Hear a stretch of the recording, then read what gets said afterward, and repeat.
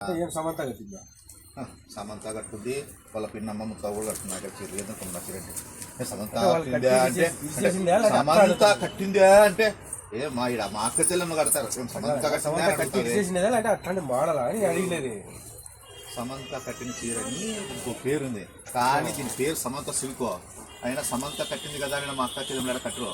Branded నారని ఇస్తానంటే తమ్ముడు ఇస్తాడు దాని అభిమానంతో కట్టారు చీరలు. చూసినా నీకేం పెద్ద సమంత బీచ్ కొట్టినట్టు కొత్త నీరు వచ్చి ఫ్యాన్స్ సమంత 330 రూపాయలు వెయ్యికి పూడిస్తా. ఇది కూడా బయట అంతా 650 అమ్ముతున్నారు కదా. క్వాలిటీ చూస్తావా? క్వాలిటీ చూసి తట్టుకునే శక్తిలో ఉంది చూడు. 650 రూపాయలు బయటది, కానీ బ్రాండెడ్ నారాయణ తమ్ముడు ఇస్తాడు అక్క చెల్లెమ్మలకి. సింగిల్ పీస్ తీసుకుంటే 350 రూపాయలు. ఏమే వినబడుతుందా?